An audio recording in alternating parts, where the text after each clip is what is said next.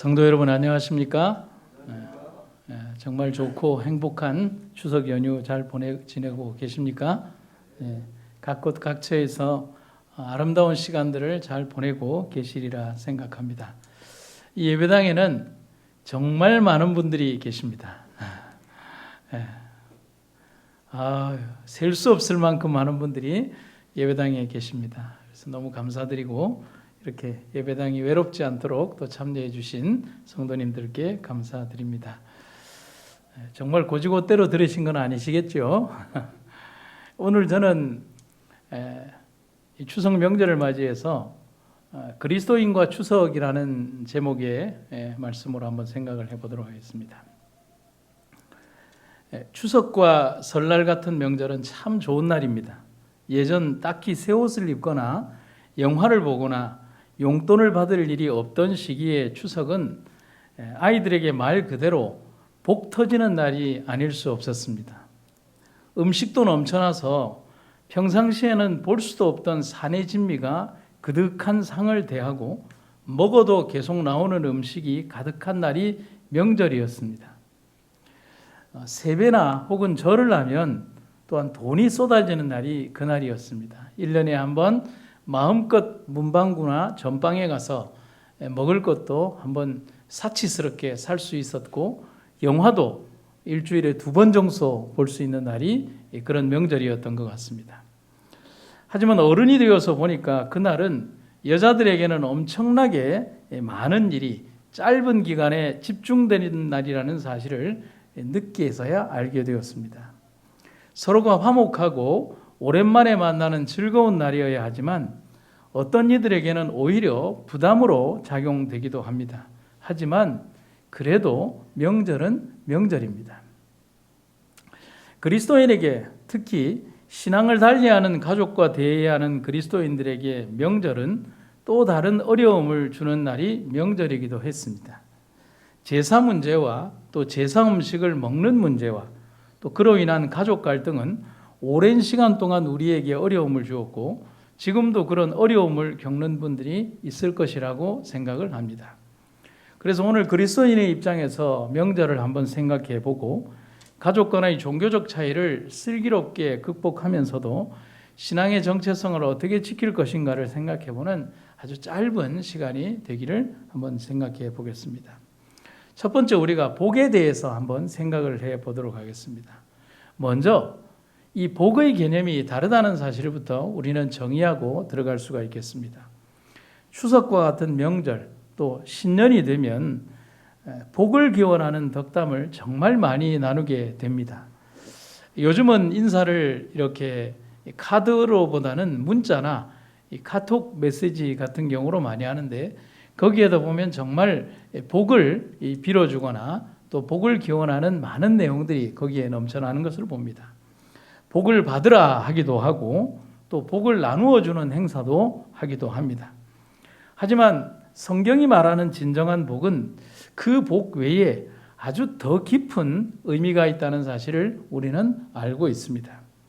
이 세상에서 오래 살고 또 돈 많이 벌고 또 덕을 쌓고 또 편안히 가는 것만이 이 복의 전부라고 합니다. 그래서 서경에 보면 5가지에 나오는 복들을 다 따져보면 이 생에서 누리는 복이 5가지가 그 안에 기록이 되어 있습니다.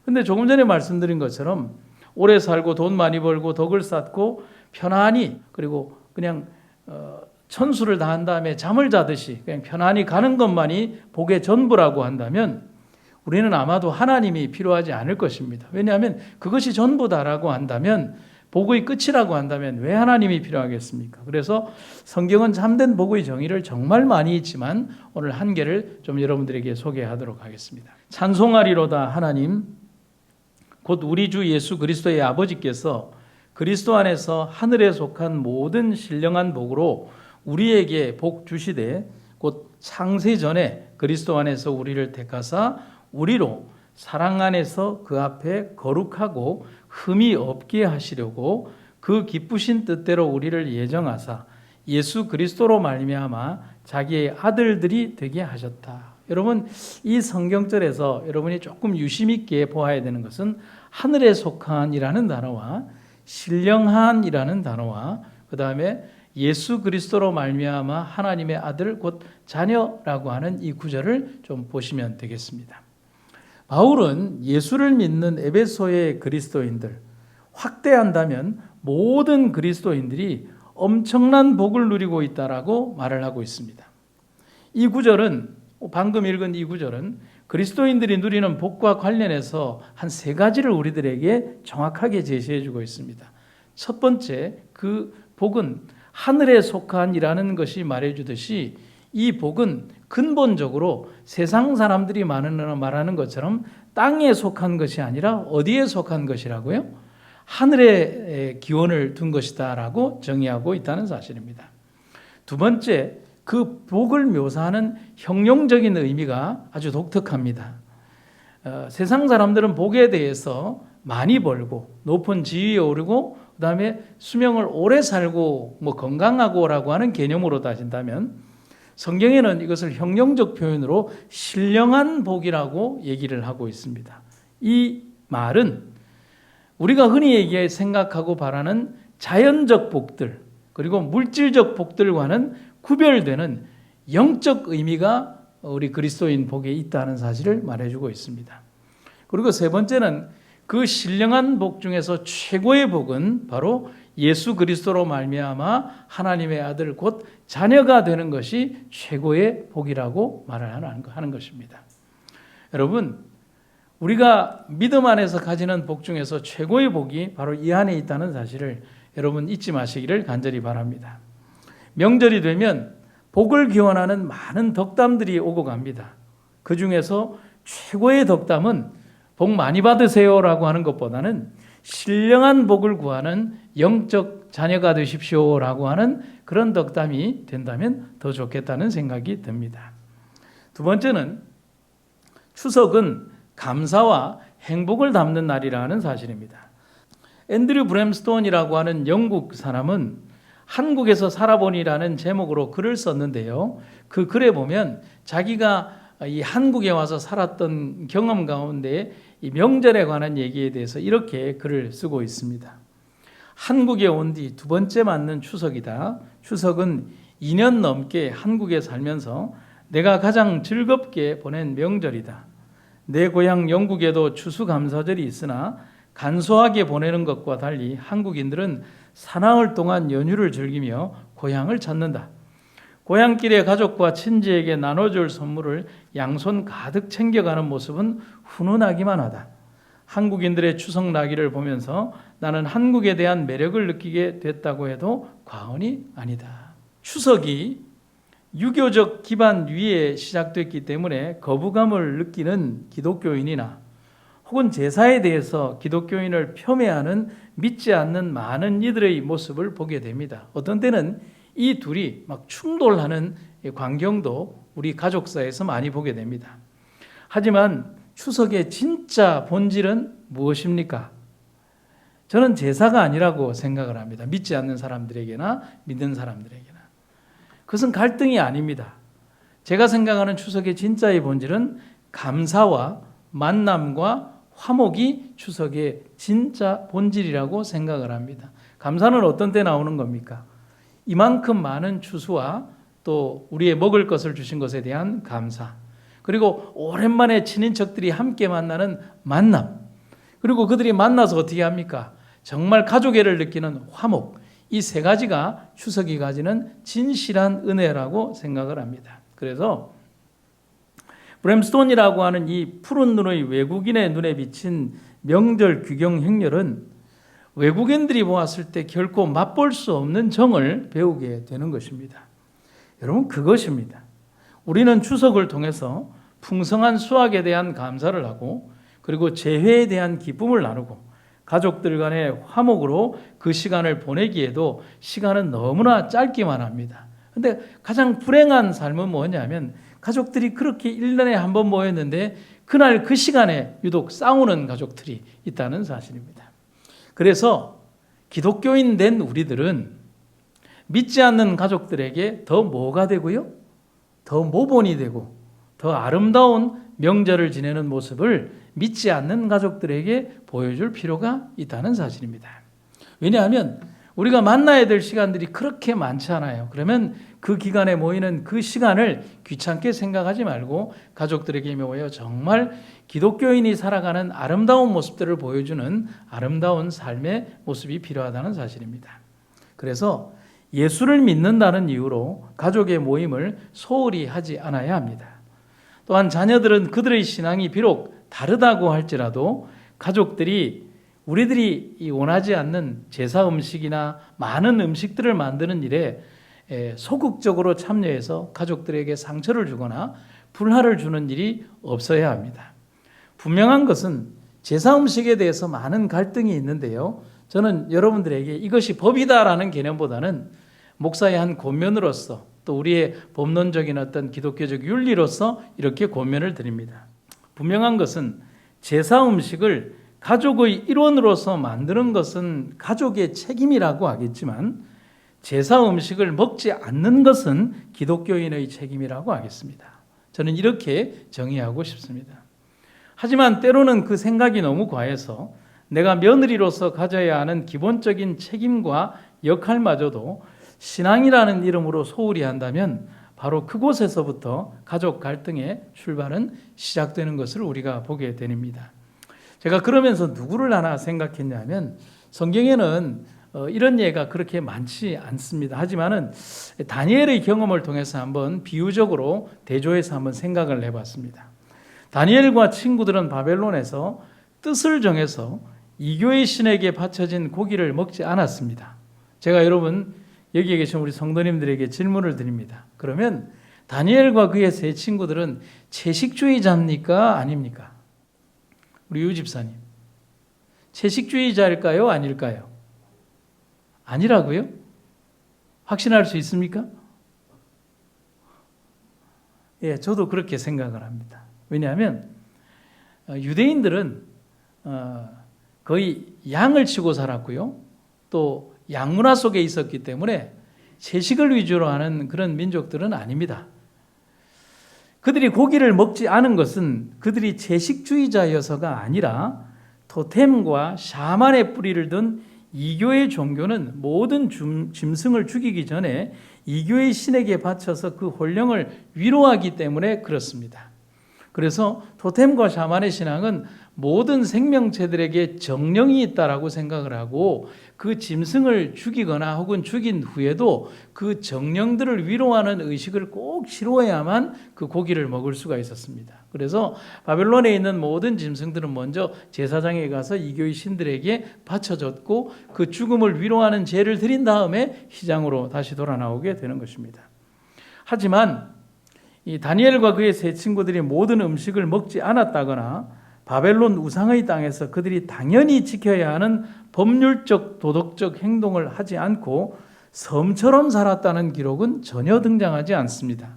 성경을 한번 우리가 보도록 하겠습니다. 다른 총리들과 지방장관들은 다니엘을 시기했다. 그래서 그들은 다니엘이 나란 일을 수행함에 있어서 행여 어떤 실수나 잘못은 없는지 그 실책과 허물을 찾아내어 왕께 고발하려고 했었다. 그러나 그들은 다니엘에게서 어떤 실수나 잘못도 찾아낼 수 없었다. 다니엘이 충성스러운 마음으로 자기 임무를 성실하게 수행하였으므로 어떤 실수나 잘못도 저지르지 않았기 때문이었다. 여러분 여기에 보면 아무 틈, 아무 허물이 없다라고 기록한 다니엘의 행동은 단순히 총리로서의 국정 운영만을 말하는 것이 아닙니다. 그의 개인적 사생활과 삶에 있어서도 올바른 생활과 실천을 했다는 것이 그 안에 포함되어 있습니다. 그리고 또한 애굽의 백성으로서 해야 하는 당연한 일과 또 애굽의 국민으로서 해야 되는 의무들을 종교의 원칙과 삶에 위배되지 않으면서도 애굽의 법과 잘 조화하며 살았음을 말하는 것입니다. 만약에 그들이 믿었던 하나님의 율법의 행위에 또 조항에 위배되었다면 아마도 그들은 목숨을 불사하고라도 그들의 종교적 신념을 지키기 위하여 분명히 맞섰을 것입니다. 하지만 그렇지 않았기 때문에 그런 경우가 아니었기 때문에 애굽의 법들을 존중하고 그들의 살아가는 삶들을 함께 살아가며 그들의 문화와 그런 모든 것들을 존중하며 그래 살았다는 것입니다. 만약에 그렇지 않았다면 여기에 보면 어떤 실수나 잘못도 용납하지 않으려는 원수들의 시선에서 절대로 벗어날 수가 없었을 것입니다. 저는 여기에 있는 유영섭 집사님을 어떻게든지 잘 봐주려고 그런 시선으로 볼 겁니다. 집사님도 저한테 그렇지 않겠습니까? 그런데 대적이라고 한다면 아마 유영석 집사님이 하는 일거수일투족을 바라보면서 어떻게든지 그 허물에 대해서 아주 자그마한 잘못에 대해서라도 집어내려고 할 것입니다.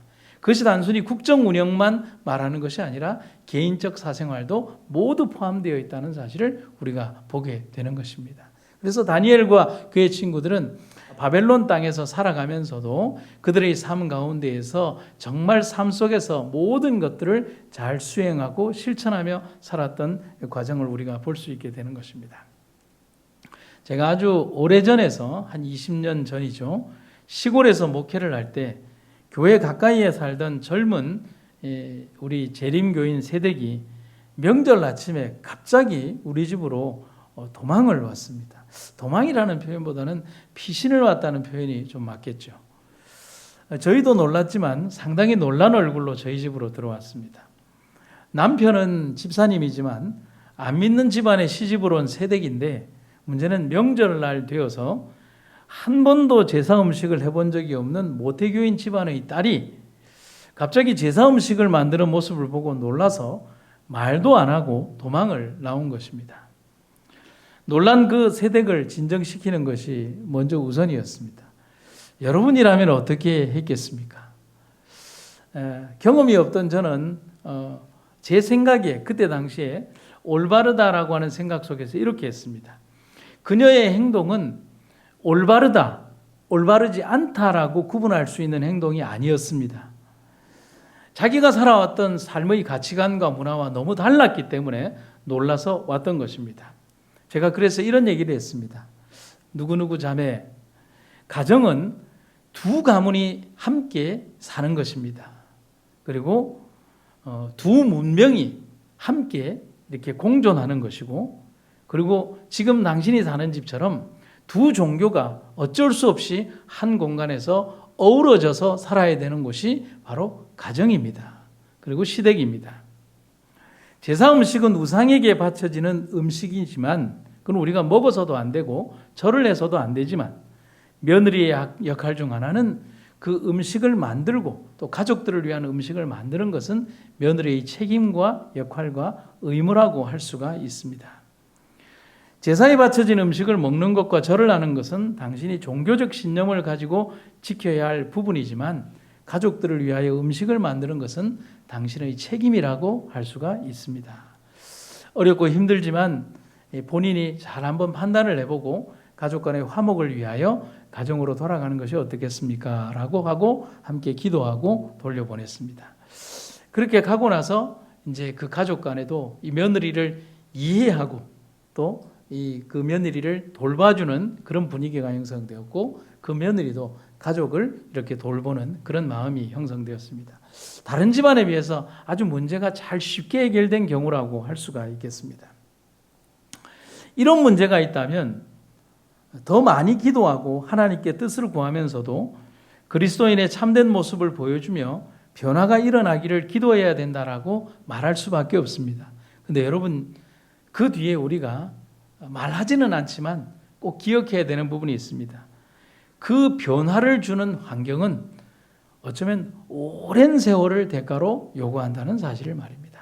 왜냐하면 내가 사랑하는 사람을 만나 어떤 한 가정으로 들어갈 때 내가 지켜져야 되는 모든 신앙적, 종교적 환경들이 다 해결된 것으로 생각하고 우리가 가는 것이 아니기 때문에 때로는 투쟁이 있어야 하고 때로는 화합이 있어야 하며 때로는 책임이 있고 때로는 의무가 있지만 내 종교적 신념과 충돌이 될 때 그것을 지키기 위하여 열심히 노력하는 부분과 또 그 가족의 구성원으로서 자기가 책임을 다하는 부분들을 지혜롭게 형성해가는 자세가 필요하다는 사실입니다.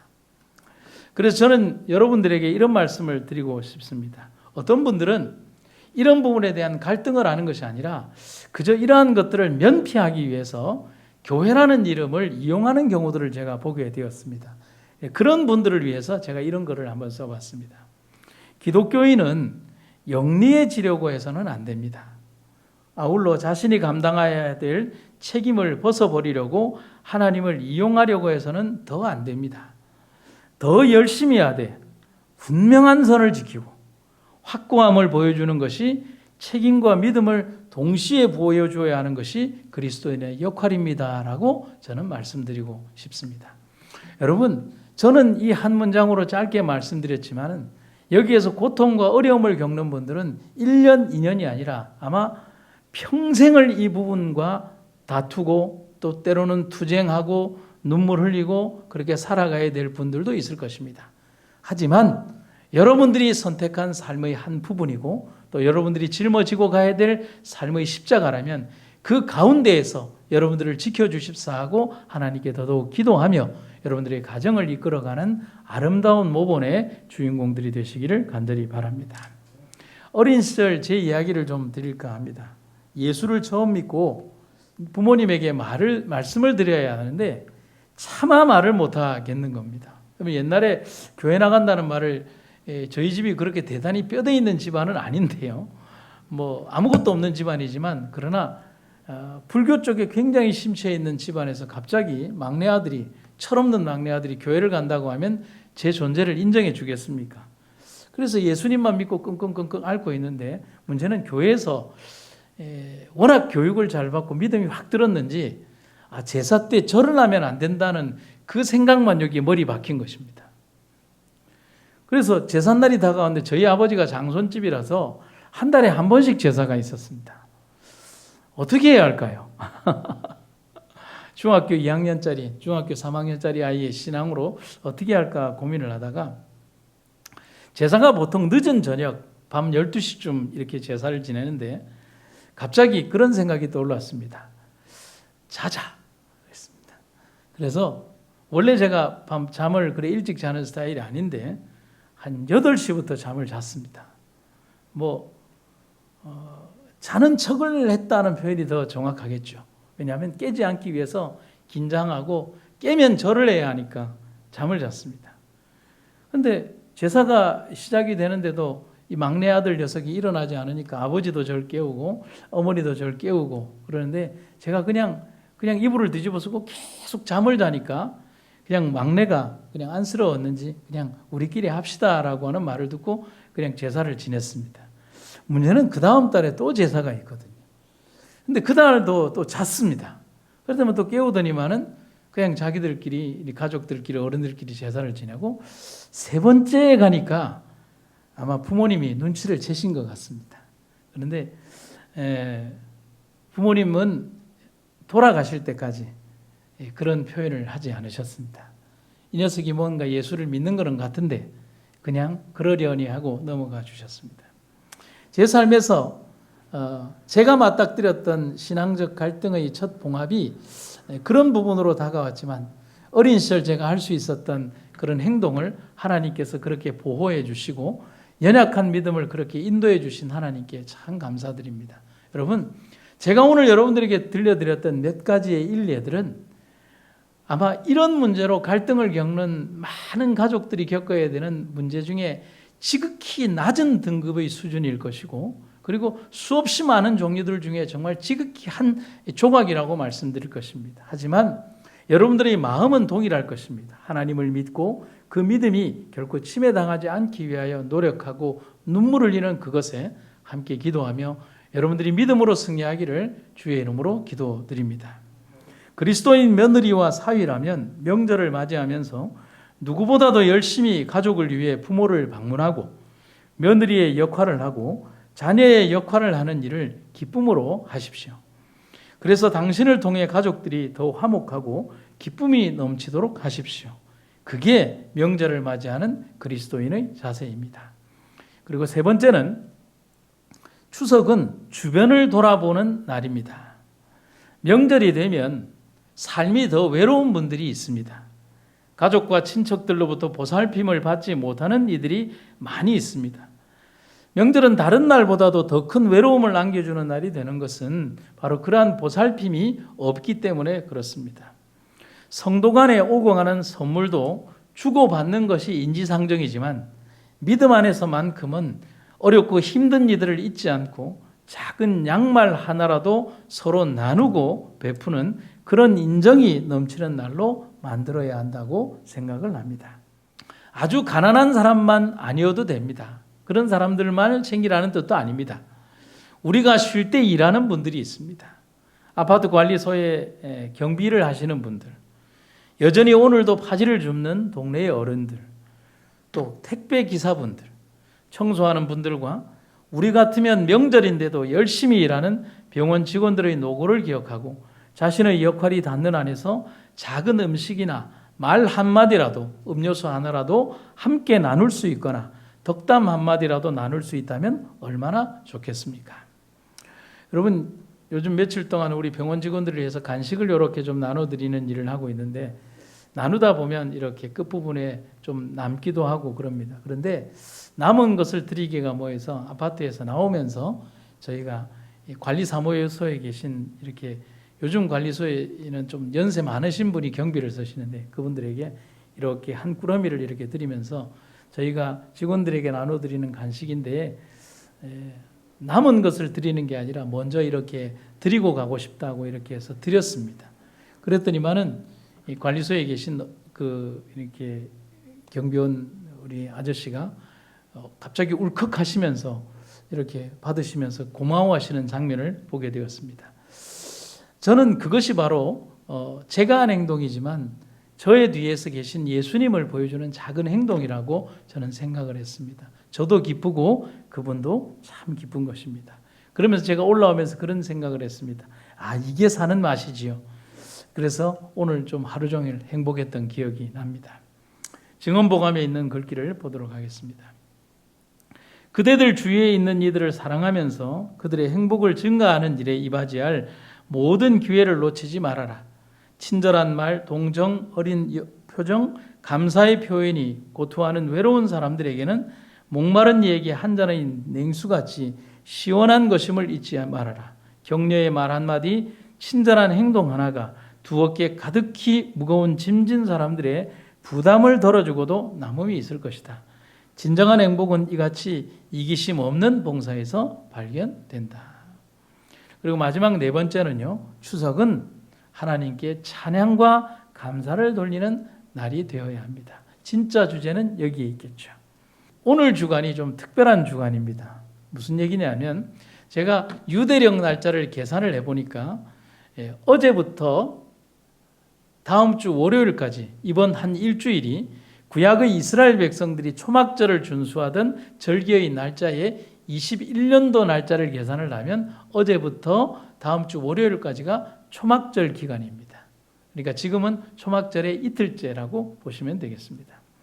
해마다 초막절이 되면 이스라엘 백성들은 진실한 감사와 기쁨으로 한 주간을 보내게 됩니다.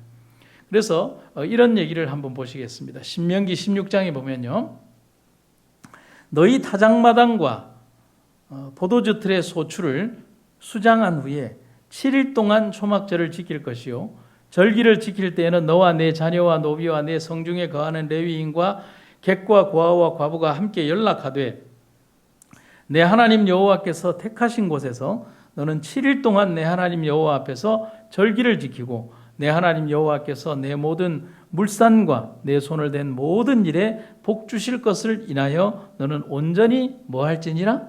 즐거워할지니라. 아멘. 보리의 수확, 곧 첫 수확을 감사하는 맥추절과 달리 포도와 같은 열매를 주신 것을 감사하는 감사절기가 유대력 7월 절기에 꽂힌 초막절이었습니다. 유대의 3대 절기 중에 하나죠.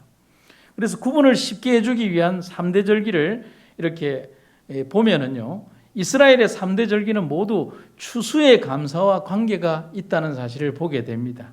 한번 증언의 말씀을 한번 보도록 하겠습니다. 이해를 돕기 위해서. 6월절은 보리 수확기, 7.7절은 밀 수확기, 그리고 초막절은 과일 수확기 끝에 있었다.